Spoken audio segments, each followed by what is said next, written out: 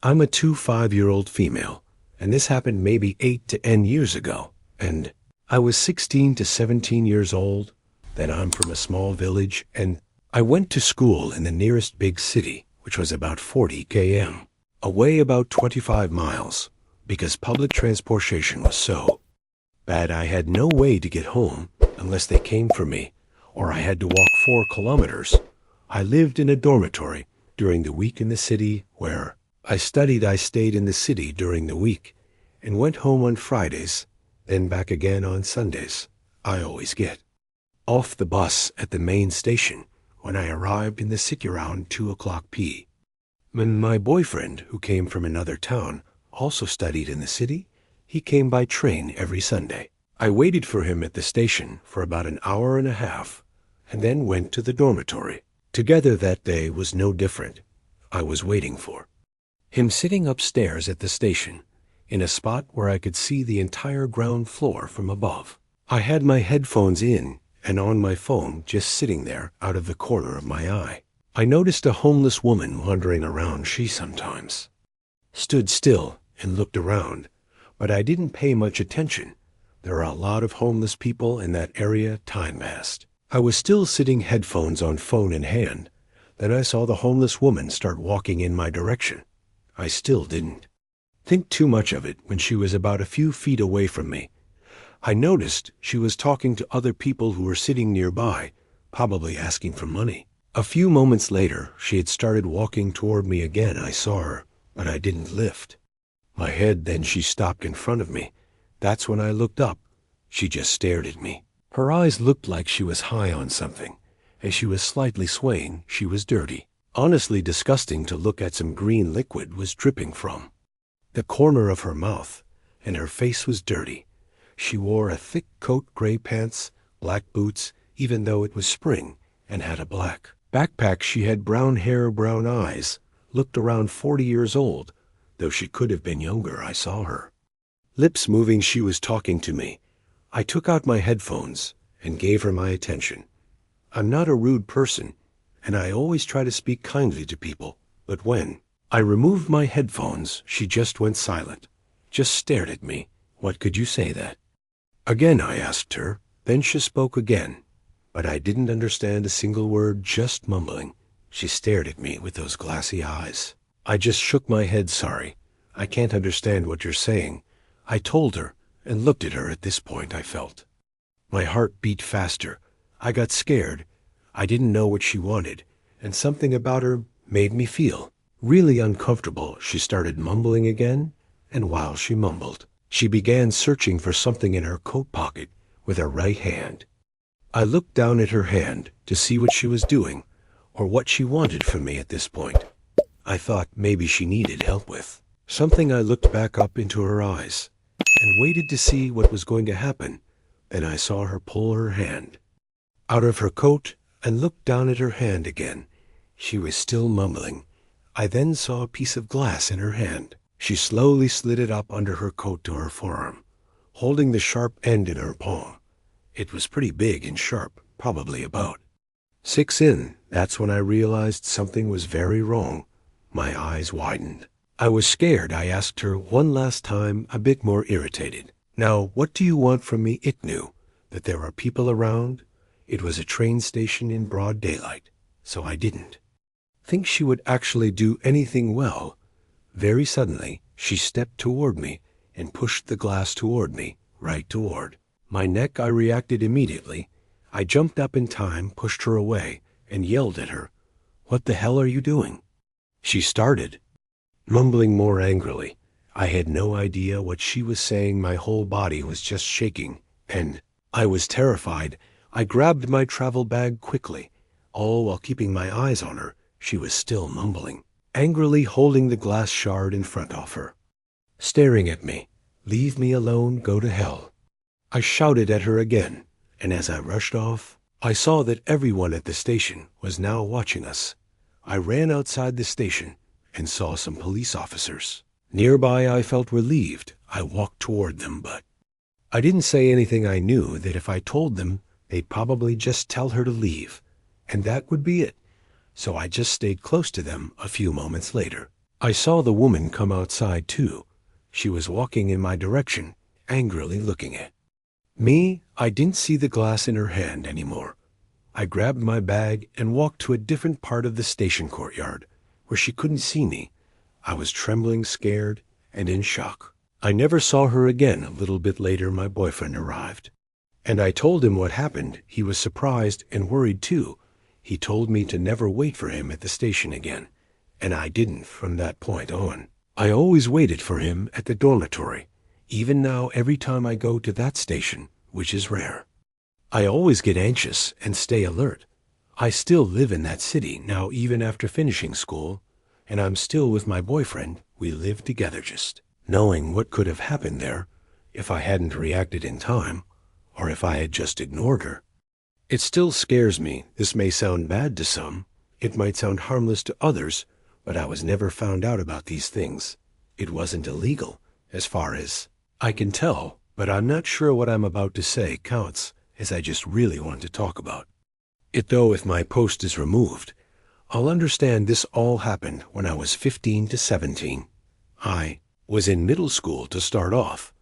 I had very few friends, and my family life wasn't that great either. I didn't feel alone, nor did I want any friends. I just wanted to get the school day over with and be alone in my room. I had no bad thoughts before these years. I was going to second period math when I saw him, a guy around my age, tall with blonde hair. I was very quiet, but he had many friends. When I saw him at lunchtime, I had never paid him any mind before, but something about him made me feel weird, like I wanted to get to know him, to speak to him, and to be near him. I must confess, before this, I had never felt romantically inclined nor sexually to anyone, or really anything, so these feelings didn't feel like love to me. But maybe it was just illusion that pushed my next move. I would always watch him. When I had lunch, I got in line just like normal, but I always knew where he would sit. He never changed spots, and I stood behind him still and unmoving. It really felt amazing to be near this person for no good reason. Over time, it was more than just staring at him. I followed him in the halls of our school, and I knew his entire schedule. I knew his full name, age, birthday, his house, and his family. I didn't think it was weird. I just wanted to know more about him, and to be with him in a way that I couldn't really describe. I told myself it wasn't love, because why would I love a person I've never spoken to, or really even know? It got to the point that I always thought about him when I got home. I'd go through the pictures I took of him from school that day. I was almost excited. What if he caught me? Would he tell me to never speak to him again, or go near him?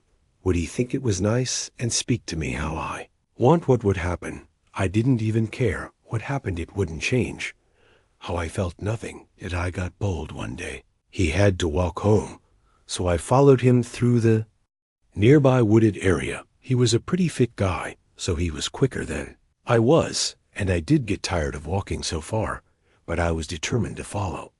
I didn't want to follow him home since I already knew where he lived, and I wasn't going to go that far. He almost saw me many times, as the path he was taking was normal for him, but not for me. It was rocky with dead leaves all over. I tried to be quiet, to not let him notice me. Eventually, I left, satisfied with new pictures of him walking to add to my delusion and to my growing collection. I regret every bit of this. I didn't study for school like I normally would, so I'd sometimes talk to the teachers, and they would tell me how I needed to get higher grades to pass the class. So I tried to get back into the flow of doing work more often. When I was moved to a different biology class, I saw him there in the back. I was sitting right next to him with a reasonable gap between us. I felt so happy that I would finally get the chance to speak to him without worry or anxiety, or people listening in during the class. He would sometimes look my way at me, but I didn't think too much of it at first. Maybe he was just doing it to look near me at someone else, but it kept happening. So I would do the same. We would stare at each other. It felt so, I don't even know how to describe it. Eventually, I tried to talk to him and ask for help with some notes. I never really spoke to anyone, so this was new to me. I only spoke to teachers. And sometimes if I had to other students, he was nice, and he would speak to me in a tone that I was unfamiliar with. It was pleasant. It didn't last too long as I realized that he had found a poem that I'd written to him that I was not going to give. He took the paper from my desk, and I just stood there next to him, honestly more worried than I thought I'd be. He didn't say anything, he just sat down, and we didn't speak during that period. I left and went online to find his socials. I apologized to him, and I said I understood if he didn't want to speak to me. He said that he knew that I liked him, which shocked me, but to be honest, it was obvious to everyone. But myself, he never knew that I followed him, or took pictures of him. At least I don't think so. I later found out that he was not supportive of me liking him, as he was a straight male, and I was not his usual romantic interest over time. I did stop following him, and I never spoke to him after that, but he would still stare at me very often. I don't know why I had done this with one other person, the same game of following and taking pictures, but this other guy was cut short as I moved away. I honestly don't know what compelled me to do these things. I hope I don't do them again. I now live happier than what I was in these situations, so I hope things can sort themselves out for me. Mentally, the story may not sound so bad, but I left out details on purpose, due to them being private and somewhat disturbing. This might not be one of the freakiest stories of all time, but it's a great reminder that you should never fully relax in a taxi in the place where I live. The taxi service is pretty well developed. We have a global app where you have an ID as a passenger, and the driver has one too. There's a rating system, so you know what to expect, and people get punished for doing bad things. You feel pretty safe with that system. It's not like the old days of completely random taxis. I've never had any serious trouble with drivers until yesterday. I needed to travel from one small town to another. Passing through a big city, everything felt off from the very start. The taxi was showing up weirdly on the app's map, but I thought, oh well, that happens. The internet and GPS can be glitchy sometimes. Eventually the driver arrived, and we started the trip. Right away something just felt wrong. The driver didn't mark that the drive had started in the app. I didn't even see the awaiting status, which drivers sometimes use to get extra cash for waiting. I usually tolerate that, but this was just strange. We were also taking an unusual route, not the one I'm used to. I even had a weird thought. What if he starts heading in the wrong direction? Not toward the city center, but out to the suburban area instead. And damn, he did. He had been pretty silent since the beginning of the trip, and it became very clear that this was not an accident. I still hadn't started the ride in the app, and we were literally driving in the opposite direction, one that had no chance of leading to my destination at that moment. I genuinely felt scared. It's a horrible feeling when something like this happens, and you're alone. I'm a 27-year-old female, by the way, and I'm in a car with a stranger. I gathered myself and asked, "Hey, excuse me, what path did you choose? I don't need to go that way." Immediately, he changed direction toward the correct route, started the trip in the app, and looked absolutely furious. And keep in mind, the trip was about an hour long. He continued driving, but still not exactly as the navigator suggested. He stayed on the correct general route, but kept making odd choices, especially as we got closer to the end of the trip. At that point, I'd called a friend and casually said that I was almost there just in case, so someone would know I was expected and on my way. He remained silent the entire time. When I finally got out of the car, I was literally shaking. I understand that it's likely that he wasn't planning the worst-case scenario we're all thinking of, but his actions were absolutely not okay. What if I didn't have the app working? What if I hadn't checked the road? What if I didn't know the route at all? The most chill explanation is that he wanted to take the longest route possible to get more money. Maybe an extra hour of driving, but that's ridiculous, and even then not acceptable. I wrote to customer support and reported the situation. Hopefully, I just don't get him as a driver again.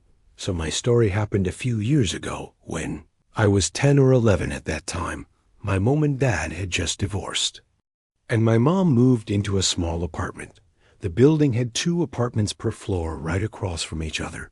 In the first few months, we never really saw the neighbor who lived in front of us, but suddenly we started seeing him more often. I remember the first time I saw him, it was behind the building in the small garden. He was there with his dogs, and I don't know if I felt scared, not just scared in the usual way, but this feeling like something was wrong. It was like he was staring at me, but not in a normal way. I couldn't explain it, but it made me feel uneasy. There was just something about him, his presence, that felt strange, even though I couldn't pinpoint what exactly it was. It just felt wrong. A few days later, he came to our apartment, and he asked my mom if he could buy me toys and even underwear. My mom was naturally scared. I don't know what happened next, but I just know that she kicked him out of our apartment right away. Then about 2 weeks later, it was around midnight, my room was right next to the front door, and I suddenly started hearing knocking, but it wasn't just regular knocking. It was like someone was trying to force the door open by jiggling the handle. It started slow at first, but then it got faster and faster. I could hear it, and my heart started racing. I was frozen in fear. I tried to get up to wake my mom, or even look through the peephole, but I couldn't move. I was so scared that my body just wouldn't cooperate. I know that it wasn't a dream or anything. I knew it was real. I could feel the panic in my chest after that.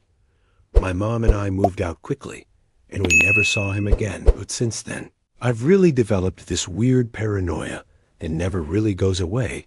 It feels like my brain keeps playing tricks on me. I hear a little noise, and suddenly, I'm convinced someone's in the house I keep, imagining things that aren't there, like someone hiding in the hallway, watching me from the dark. I know it sounds irrational, but it doesn't feel that way at the moment. It's like my body freezes, my heart races, and I can't move, just like that night. And it comes in waves. Some days I'm totally fine, and others it all comes back stronger than ever. I start thinking someone might come back, that someone might already be inside, even when I lock the doors, double-check everything. I can't fully shake that feeling. It's exhausting, and I hate that it still has this power over me. It's honestly really not fun. I feel ridiculous sometimes, but it happens out of nowhere, and I just can't stop the fear. It's completely irrational, but it's there, and sometimes it feels like I just can't escape it. And a few years later, someone actually broke into our house. It was a guy who was drunk, high, and I don't think he even had bad intentions. He was just lost. But that didn't make it any less scary. The paranoia is still there, even though I try to remind myself that it's just my brain playing tricks on me anyway. That's my story, I know. It's not the scariest one, and it probably won't be as interesting to others. And it's my first one, but I just needed to share it. I don't know how to get over it. If anyone has had similar experiences or feelings, I'd be happy to talk about it. Thanks. Warning: the following story mentions animal cruelty. You may want to skip this only. This little story is from 2012. I live in Canberra, Australia. We're an incredibly boring place. 99% of the time, not much happens. But when it does, everyone hears about it. I just started year 11 at a new school. The last 2 years of high school are done at a separate school, which we call college, to years 7 to 10. Everyone's about 16 to 18 at this campus. I was a bit of an overachiever when it came to English, so I was placed in a class of 6 or 7 other overachievers in an experimental English class taught by the deputy principal in charge of my grade. Basically, rather than physical books and assignments, the school wanted to try a totally digital format, which I hated, by the way. We worked almost exclusively on our personal iPads that we had to bring to each lesson, even though the class was small. I don't remember much about most of the kids. They weren't particularly interesting. I guess I kept to myself after the collapse of my high school friendship group and sat next to the other quiet kid in this particular class. You'll call him Jimbo was even quieter than me. I got myself in trouble a couple of times for challenging the teachers' views, but I honestly do not remember this guy ever saying a word one lesson for some reason that escapes me where we were discussing our pets. Jane talked about her cat Bob, about his dogs. Whatever, it was one of the few times I contributed without challenging the teacher. Even Jimbo still said nothing, just flicking idly through his iPad and leaning back on his chair, as he very often did. A couple of weeks into the year, I finally found a few new friends to hang out with on breaks. Jimbo is absent from class, and then the next and the next, this kid just disappeared, and after another couple of weeks, I asked the deputy where he was. This dude hated me, so he literally rolled his eyes, shoved past, and said nothing. I shrugged it off because I knew the teacher was a underscore, but I was still curious. I brought it up to my new mates because it's not common around here for a kid to just stop showing up to school. We're a small city, someone always knows something. If he'd moved school, someone would have heard. There had to be some kind of explanation for the sudden extended absence. One of my new buddies took me aside. I'll call him Jerry. Jerry was a good, goofy guy. He was the type to always joke around, so when he pulled me aside, all serious, I knew that something was off. Jerry and Jimbo had been friends back at their old high school at some stage over the summer holidays. When Jerry had visited him, Jimbo had spilled a glass of milk in his kitchen. Jerry laughed about it, but Jimbo demanded he clean it up, even though Jerry obviously wasn't the one who made the mess. Jerry turned his back, and the next thing he knew, Jimbo had a knife to his throat and made him clean up the spill at knife point. But it gets worse, so much worse. He tells me that Jimbo's iPad was absolutely packed with videos of him doing the most disgusting, subhuman things to animals, primarily dogs. I physically can't bring myself to write the specifics of what he did to those poor souls. Thank the BT killer, but without. The people had been stealing them from backyards and luring strays. There was even a teacher at the school who had come to find out why his dogs were going crazy so late, and then he saw Jimbo scamper off into the night. There was a vast paddock not far from the school that I used to go smoke weed in, because the grass was tall enough to keep us relatively well hidden from the rest of the world. Absolutely huge, a good kilometer square, if not more. That specific paddock in question, I learned, had been his killing fields. I was just getting high in the opposite corner, closer to the houses that lined one side. If we decided to venture diagonally across for whatever reason, we very possibly could have come across something he'd done. The iPad that he'd recorded it all on had been less than a foot away from me for weeks. He'd flick through the images of what he'd done so casually in that little classroom of 6 or 7 students. Hell, he knew that each one of us had pets. He also had a bucket list found on the iPad, the top item of which was graduating to killing humans. From what I know, Jimbo was convicted for animal cruelty, and nobody's heard of him since they sold the socks off my feet for $10. Someone bought the socks off my feet at the grocery store, all right. So for some context, I'm a 30-year-old female and live in the Midwest United States. About a week ago, I was shopping at my local grocery store for a few things that I needed. I noticed a man near me in the dairy section, looking at me intently a little bit. So I smiled as I walked away. I go through the checkout line and bag up my groceries and head out to my car. As I'm loading my items into the back of my car, the same guy I saw in the store pulls up behind my vehicle and says, "Hey, I have a question for you." And I just said, "Sure, what's up?" He then says, "Can I buy your socks?" At this point, I'm thinking that I must have heard him wrong, so I ask him to repeat the question, and he proceeds to ask the same question. "Can I buy your socks? I'll pay you $10 for the socks on your feet." I said, Why?" Then he said, "You know it's kind of my thing." I replied, like a foot fetish sort of thing." To which he then said, "Yeah, something like that." Now, mind you, as he's asking me this, he has my car blocked in, and he's reaching into his inner jacket pocket. Now, as a woman, I'm always aware of. My surroundings and such. So at this point, my brain is thinking about the worst case scenarios. I'm thinking this man is about to pull out a gun and kill me if I don't give him my socks. So I just said, "Hold on, let me put this car back." So I walk back to my car after returning the shopping cart, and he's now exited his car and is right next to my driver's side door now. I'm panicking, and I'm scared for life. It's fight, flight, or freeze, and I'm frozen solid, honey. So I sit in my driver's seat with this door left open, and I proceed to take off my socks off my feet and hand them to this guy. He just says, "Thank you, you're beautiful, and your feet are so pretty."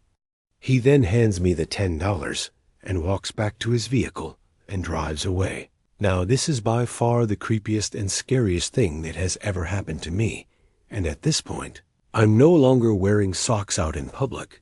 It's kind of funny, tell me what. You all think about this and what you would have done in this situation. This happened about 1 hour ago, so my memory is still fresh. First off, I am living very rural in a small village with maybe 10 to 15 houses, but close to the highway you can drive there within maybe 5 minutes, and also about 10 minutes away from the town if you cross the street. It just takes you about a 10-minute walk to reach the forest first. Christmas Day in the afternoon, my partner and I decided to go for a little digestive walk as we were really stuffed from all the food. It was about 5 o'clock p.m. and already dark when we left, and we had a big and bright LED flashlight with us. I also took my camera and my flash, as I love taking pictures of nature at night. We decided to walk on a little country road towards the forest and then turn right, following a small gravel cycle track close to the forest border which connects our village and the next. It's maybe about 15 to 20 minutes of walking between villages in the middle part of the track. You have to walk through a small bit of forest. It's rather dark, and the trees are very high and quite dense. When we entered, I saw our flashlight reflecting on something, and I recognized a car being parked there on the side of the track, close to the trees. This struck me as odd, as cars are not allowed to drive there, and the path is very narrow and hidden, so I was a bit cautious. My partner pointed to the light inside of the car, and it seemed to be empty. I also noticed the windows were frozen, so it must have been parked there for while. A bit in the front of the car, I spotted a tree with an intriguing structure, and I asked my partner to point the flashlight towards it so that I could focus better and photograph it with my flash. After I took a few images, my partner told me, "There's someone standing behind us in the middle of the road. Is looking at us." Nobody was following us the whole way. I kept looking around and behind us occasionally, because at this time in the evening and close to the border of the forest, there are boars. Sometimes also, it's mating season, so they're more aggressive than usual. Indeed, there was a man standing behind us, staying out of the flashlight's reach. He wasn't saying anything, just standing there and facing us. At first, I thought he might be startled, as it may seem a bit weird if someone's just taking photos around your car. It was not even legal to drive on that path with the car. I decided to get up and confront him from a distance.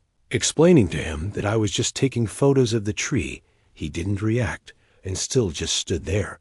I then went on to ask him if he needed some light, and he replied that this wasn't necessary.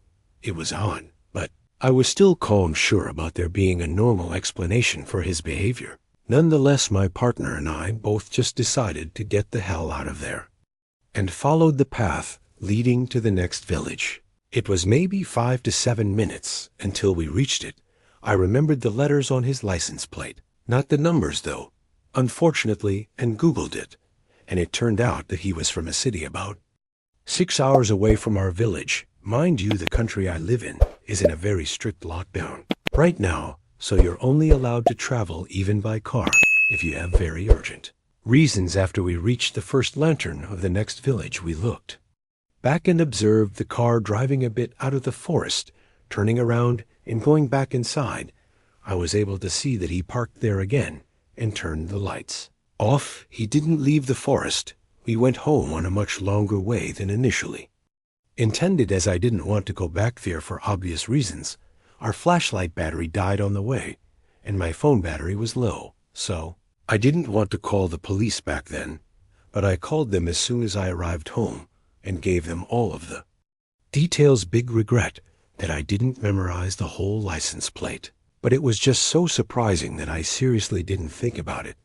Also, it only occurred to me as really strange when I thought about the frozen windows and that he could have possibly walked behind us.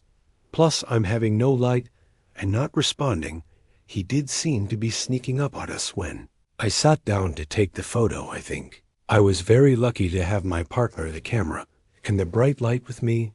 I don't want to imagine what could have happened if I was alone. Update: I forgot to mention this when I told my housemate. She theorized that he may have been spying on the houses very close to the forest border, as you can easily look into their backyards without being seen. You have to walk a bit up the hill and further, about 5 minutes. I think this is likely. I had the thought of photographing the driver when I entered the forest part of the path, but somehow I felt unwell about it and decided not to do it despite it being an interesting scene. In hindsight, I believe this saved me, as he must have hidden behind the trees close to the car and forest entrance if he was really planning a burglary, or worse, dumping a body. I think it's not unlikely he may have attacked me if he realized I had a potential photo of his car with a recognizable license plate. Update 2: we went back and found a tape marking on one of the trees. A very small hideout, more to store things than to sit in, as well as some cut-off part of a backpack. I have no idea what the guy was doing, but I honestly don't even want to know. I went grocery shopping today just for a few items, and I was in and out of the store in about 15 minutes. Towards the end, I just walked past a couple in an aisle when I heard, "There she is," and saw someone point their finger at me out of the corner of my eye. This caught my attention, so I turned around to see two people scowling at me, one of whom had their phone out in front of them, either recording me or taking a photo of me. There's no one else in front of them in the aisle but me. I got freaked out and quickly walked into a couple of other aisles to grab more items, hoping that I was somehow misinterpreting the situation, and tried to shrug it off. However, this couple proceeds to follow me all throughout the store at a distance. With their phones out, they thankfully don't continue following me while checking out or on my way home. They said nothing more to me. I live in Boston, and true to the stereotype, I have no desire to interact with anyone on the street I didn't recognize them, and I can't remember any negative encounters with strangers for me to make any sense of this. I don't even have a car, so this wasn't road rage or someone pissed off over a parking spot. I'm figuring I simply look like someone else, but this event still has me in fight or flight mode. Music. 1 year ago, I, 17 years old, befriended a young man who was 18 on Discord. We matched each other's humor, and we had quite a few things in common. He was pretty secretive about himself, so it was always a surprise when he opened up, which kept me deeply invested in getting to know him. We got along very well and spent lots of evenings chatting and discussing different things. I got introduced to two more of his friends. Well, more like classmates. Let's call them Steve and Luke. Their little trio had a strange dynamic. Steve and the young man that I much later got to know as Tom, after he finally revealed his name, were quite close and tended to treat Luke as their little plaything. This made me feel rather empathetic towards Luke, and I tended to take a side more in arguments, leading to them often joking that he'd show up to my house with flowers if I kept defending him. There was a slight rivalry between everyone in the former trio.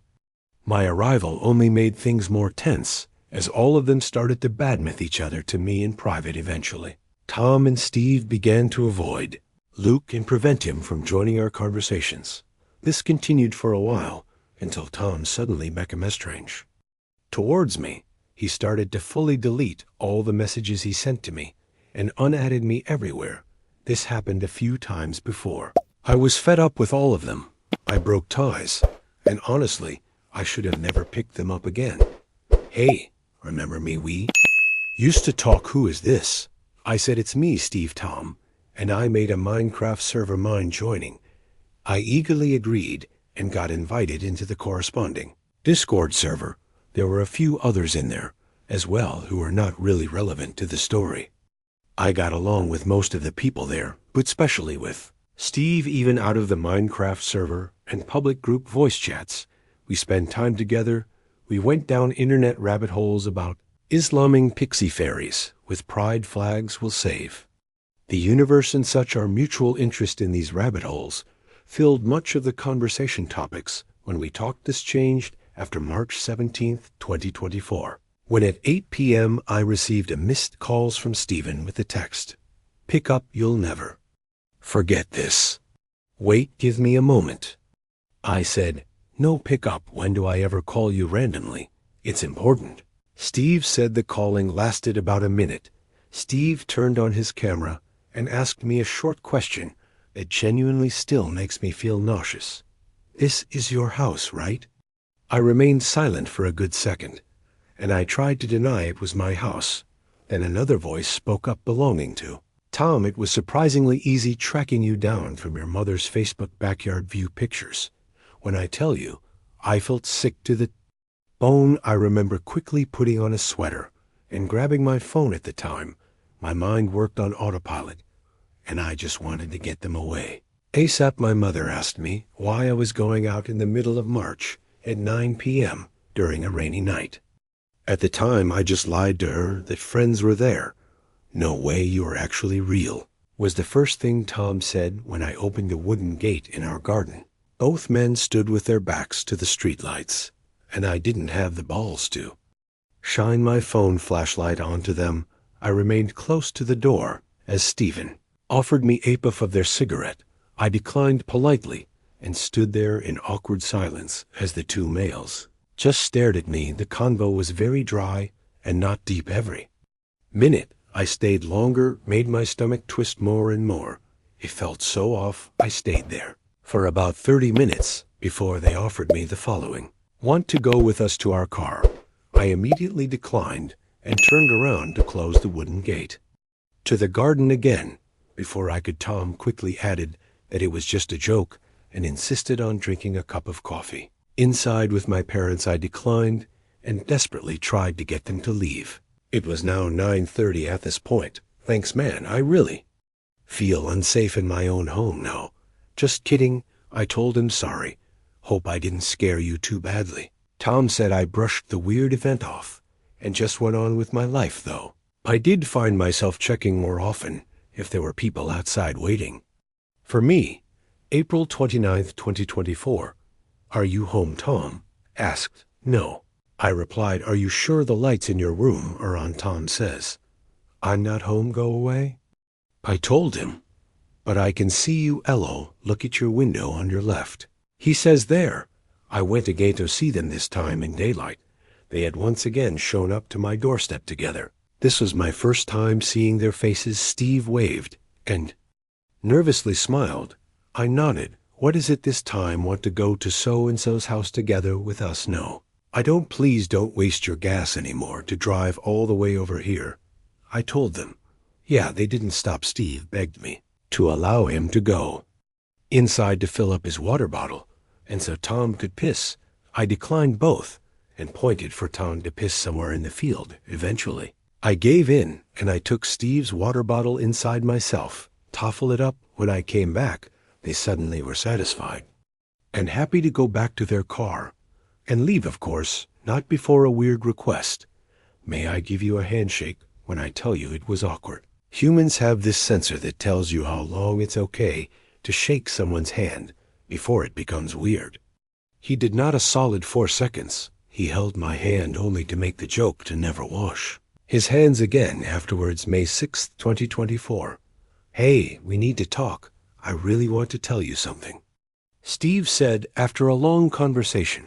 It finally came through what the intentions were. Steve told me he liked me. I quiet listened as he told me everything. The worst part of it all was that he knew that I had a boyfriend as well. I politely declined his confession and decided it was enough. I was going to cut all ties with these people. Following that decision, multiple alt accounts sent me messages apologizing, but I never responded to them. June 15th, 2024. My birthday card dropped on the doormat. For all the tears and pain, grief also gives you emotional gain was printed on the front of the card, and inside of it you could find the short text, happy birthday, have fun, look in your cabinets. It was a funeral grievance card. After this, there was just complete silence. Yeah, I don't think I'm going to get on Discord for a while.